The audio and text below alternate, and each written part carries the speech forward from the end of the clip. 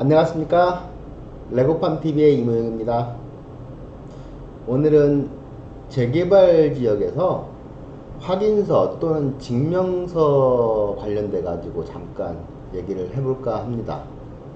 어떤 용어가 정해져 있는 것은 아니고요. 먼저 이해를 돕기 위해서 예를 한번 들어보았는데요. 이제 부동산 실무에서 첫 번째 이제 이런 경우가 있을 수 있겠네요. 주택 임대차, 보통은 전세 계약을 말하는 겁니다. 이제 임대인과 전세를 들어가고자 하는 임차인이 만나서 전세 계약을 체결하죠. 그런데 흔히들 임차인 쪽에서 주인분이 무슨 일 하세요? 이런 질문들을 하잖아요. 임대인의 직업이 궁금해서일까요? 뭐 궁금할 수도 있는데 그런 질문을 나가는 근본적인 것은요, 임대인이 만약에 개인 사업자라면 국세 부분이나 이런 부분을 신경 쓰기 위해서 질문하는 겁니다. 국세 부분은요, 과세 기준일이라는 것이 있는데, 이것이 내가 전세 들어가는 집에 확정일자를 받더라도 과세 기준일이 앞쪽에 있을 수가 있어요. 뒤늦게 아는 경우죠. 공시되지 않고 개인정보라서 거래하는 공인중개사들도 모릅니다. 임대인이 속인다면, 거짓으로 고지한다면 위험한 내 전세보증금이 후순위가 되면서 위험에 노출될 수도 있죠. 지방세 같은 경우에는 금액이 크지 않아요. 근데 국세 같은 경우에는 의외로 간접세 같은 경우가 크게 나올 수 있고요. 아니면 이제 당해세도 검토해 볼 수가 있고요. 빈번하게 발생하는 일은 아니지만 간혹 가다가 터질 수 있는 그런 일들이죠. 물론 이제 거래하는 공인중개사들도 그런 부분들을 신경을 쓰시겠지만, 임차인들도 그런 것들을 미리 알아놓는다면 거래 과정에서 큰 도움이 되겠죠. 또 돈을 빌리고자 하는 사람이 자기 부동산을 담보로 금융권에서 대출을 실행할 때, 금융권에서 그 차주 쪽한테 국세 관련돼서 뭐 완납증명서나 지방세도 마찬가지죠. 그 납부 내역서를 그 발급해 달라고 하죠. 그러면 이제 홈택스에서 지금은 쉽게 발급이 되죠. 그러면 은행 입장에서는 돈을 빌려주는 쪽에서 담보도 보통은 금융권은 회수하고자 하는 안정성을 고려해서 낮게 평가하는데, 이런 국세 납부 증명서나 이런 것들을 왜 요구할까요? 또 경매 쪽에서도 이런 경우가 있을 수 있죠. 입찰하고자 하는 사람이, 물론 이제 그 경매 나온 물건은 남의 물건이지만 뭐 세무사를 통하거나 해서 알아볼 수 있는 방법은 있습니다. 그러면 그걸 왜 알아볼까요? 말소 기준 권리보다 국세가 앞쪽에 있을 수도 있어서 그러는 겁니다. 또 어떤 명도 과정이나 이런 부분도 배당까지 검토하기 위해서 국세나 지방세 부분도 확인을 하는 겁니다. 제가 이 세 가지 사례를 가지고서 국세나 지방세의 납부 내역 증명이나 납세 증명서 부분을 지금 하는 거죠. 이것은 현재 다 많은 분들이 아시는 내용이고 실행이 되고 있죠. 그러면 이런 납세 증명서를 요구하는 것은 기본적으로 돈을 건네주는 쪽에서의 자신의 권리를 지키고자 하는 것이 목적입니다. 그렇죠? 자, 이제 재개발 쪽으로 들어가 볼게요. 화면에 보시는 바와 같이 재개발은 구역이 지정돼서 추진위가 되고 쭉 사업이 절차대로 진행이 되면은 나중에 입주를 하는 큰 사이클이고요. 이 과정이 짧게 봐도 10년이 더 걸리잖아요. 15년 세월도 걸리잖아요. 이런 부분이 있는데, 여기서 제가 실무를 하면서 드는 생각이 있어서 그렇습니다. 보통은 구역이 지정되고 추진위원회가 승인되고 조합 설립되는 이 초기 상태, 이 사업의 초기 상태에서는 특별한 위험이 없습니다. 그냥 거래하시면 돼요. 그런데 조합이 설립되고 사업이 진행이 돼서 관리처분까지 가는 이 과정, 조합 설립 인가 이후부터 관리처분까지, 이 과정에서 프리미엄도 상승이 되고요. 이제 부동산 시장이 상향 시장이라고 봤을 때를 전제 조건을 달아보죠. 그러면 조합 설립부터 관리처분까지는 단계마다 가격이 상승을 할 거란 말이죠. 그럼 이제 거래도 많이 일어나고 여러 실거주 내 집 마련 목적이 됐든지 투자자 입장이든지 많이 들어오죠. 이 과정에서 물론 이제 거래 실무에서 거래를 이제 보조하는 공인중개사분들은 확인을 하죠. 그러면 조합 설립에서 관리처분 인가까지 단계에서 확인해야 될 게 첫 번째는 뭐냐면 그 동일 정비구역 내에서 매도인이 집이 한 채냐를 확인을 하고 특약상에 집어넣기도 하죠.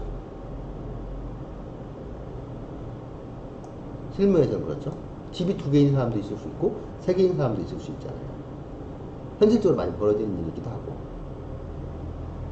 집이 한 채만 있다라고 표기하는 것도 좀 이상하죠. 특약사항에서. 어쨌든 그렇습니다. 조합이 설립되고 관리처분까지 가는 이 정비사업에서요, 조합원이 된다고 한다면 등기는 내 앞으로 있지만요, 사실은 이 내가 가지고 있는 부동산이라고 하는 재산을 조합에 현물로 출자하는 겁니다. 그러면 조합 입장에서는요, 설립된 조합 입장에서는 조합원들이 그 구역 내에 가지고 있는 개별 내역에 대해서, 두 채가 될 수도 있고 도로하고 집을 가지고 있던지 사람이 엄청 많잖아요. 그 개별 이 개별 내역에 대해서 정확히 관리를 해줘야 되는 거죠. 현금 청산이 아니고 계속해서 입주권을 받을 목적으로 가는 조합원들이라고 본다면 그 개별 내역서에 대한 내용은 정확히 관리를 해줘야 되는 거죠. 조합 집행부에서는.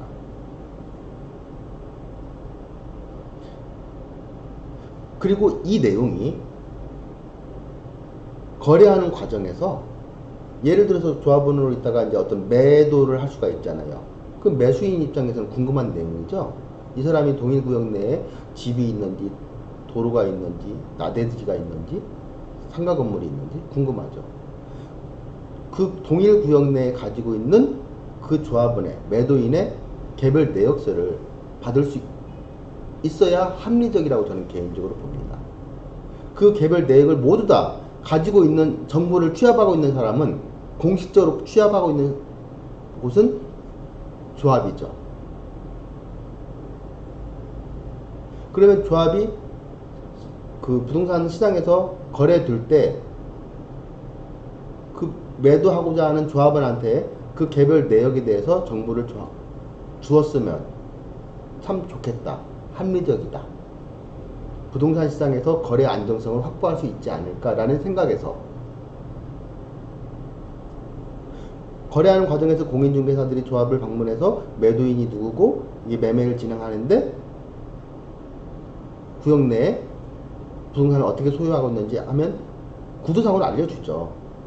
그런데 구두상보다는 서류상으로 그 개별 내역에 대해서 제공해 준다면 좋겠다. 공인중개사한테 제공할 이유는 없죠. 개인정보니까 매도인한테 그런 사실 확인서라든지, 용어가 중요한 것이 아니라 공식적으로 첨부해서 거래의 안정성을 확보할 수 있는 방법을 제가 지금 제기하는 겁니다. 그런 부분이 있었으면 좋겠다는 생각이 들고요. 또 한 가지는 5년 재당첨 제한에 대해서 생각을 해보게 됩니다. 재당첨 제한. 글씨가 잘 안 써지네요. 2017년 10월 24일 5년 재당첨 제한이 도정법에서 조문이 추가되어서 시행되고 있잖아요. 그런데 이것도 마찬가지로 공시되는 자료가 아니죠. 거래하는 공인중개사들 입장에서는 매도인의 어떤 고지를 바꿔서 매수인한테 안내하는 거잖아요. 그러면 매도인이 몰랐든 착각했든 알면서도 악의적으로 고지를 안 했든 이런 상황이 벌어진다면 매수인은 피해를 보겠죠.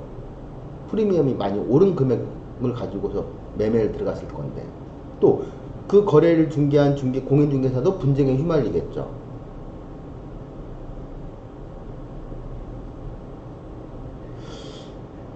보통은요,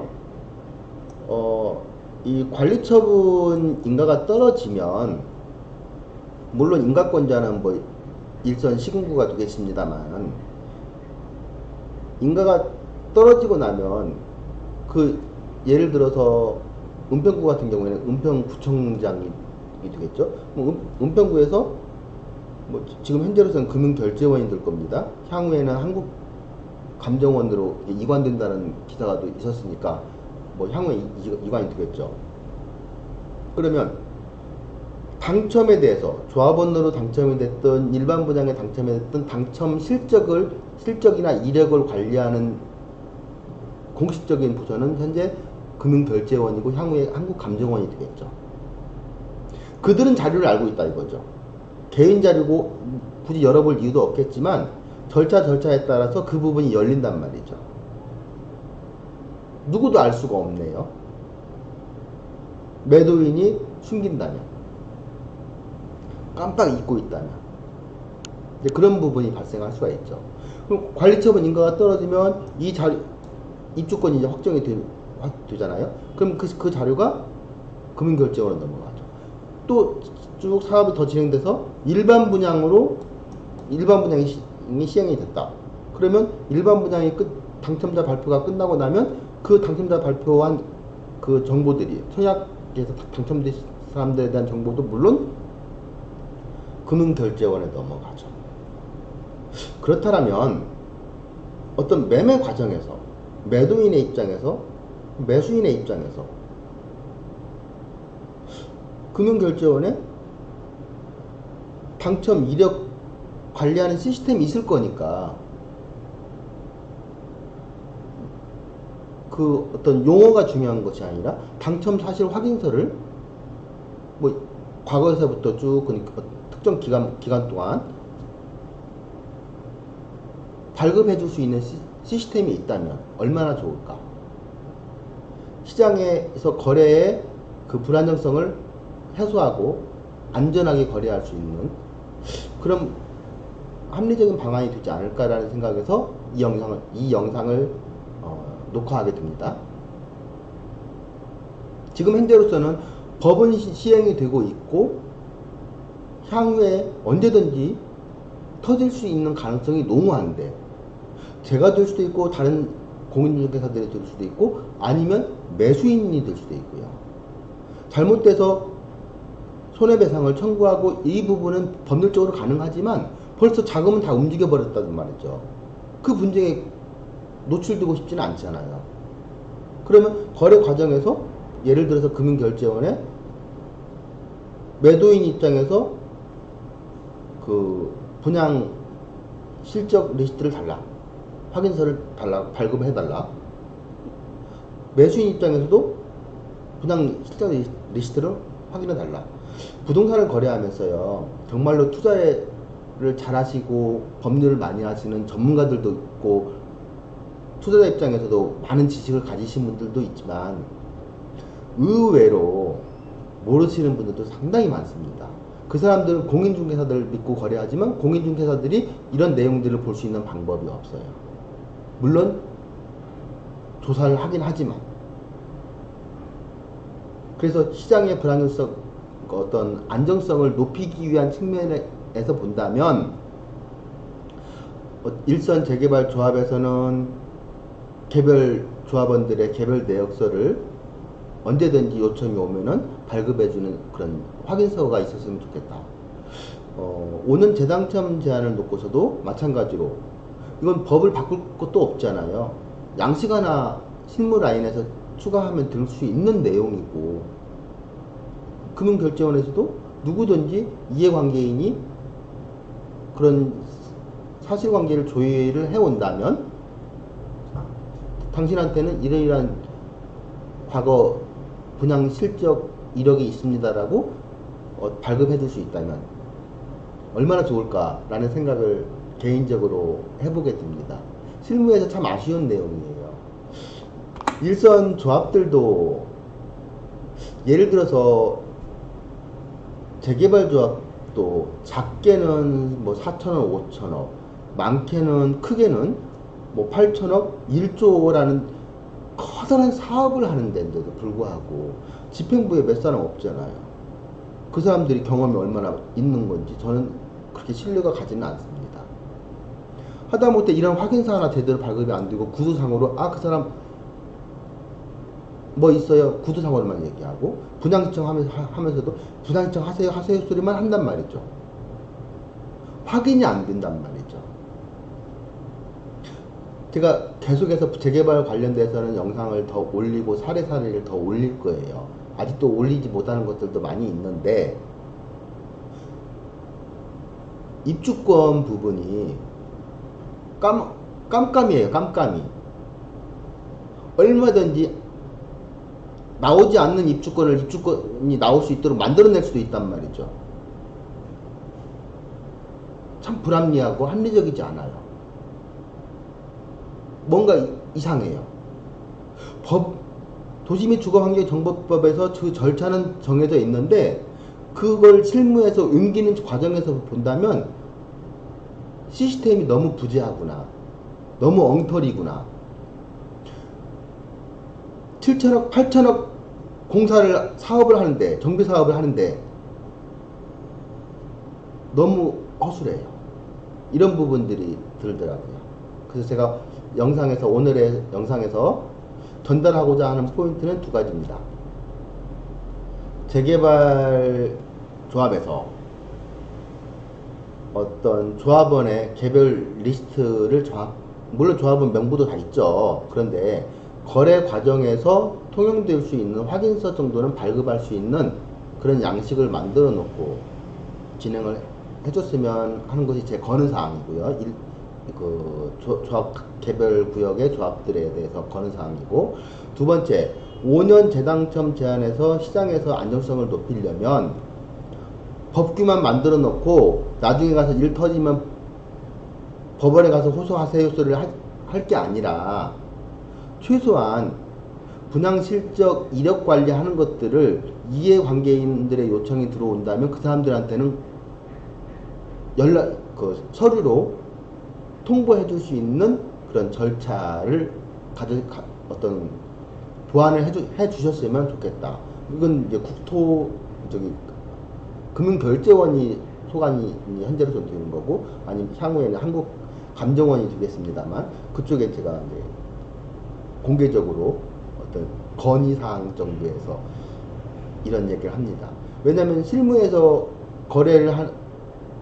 공인중개사들은요, 부동산 거래를 하는 당사자가 아니라 보조인에 불과해요. 매도인과 매수인이 거래하는 거래 당사자잖아요. 그러면 공인중개사도 최선을 다해서 중간에서 일을 해야 되지만, 필요한 서류도 다 갖추어야 되지만 아직은 부족한 것 같아요. 제가 오늘 얘기하고자 하는 두 가지 측면에서는 많이 부족함을 제가 느끼고 있고요. 이게 좀 더 공식적인 서류가 움직인다면 좋겠다는 측면에서 제가 앞부분에서 국세 완납 증명서라고 하는 예를 들어드렸고, 그것이 주택 임대차나 경매나 금융권에서 금융대출을 할 때는 자기들은 다 시스템적으로 돼 있잖아요. 이것이 재개발 지역에서 그 큰 공사를 하는데 이 정도는 보완이 돼야만이 안정적으로 거래 과정에 참여할 수 있고요. 굳이 투기 시장으로 몰지 말고요. 거래 과정에서만 놓고 본다면 그렇습니다. 금액은 떠나서요. 오늘은 제가 두 가지를 한번 이런 식으로 보완이 됐으면 그 시장의 안정을 좀 더 거래 과정에서 보완이 되지 않을까 싶어서 올려보았습니다. 자, 그 구독하기, 좋아요 부탁드리고요. 다음 영상에서 뵙도록 하겠습니다. 고맙습니다.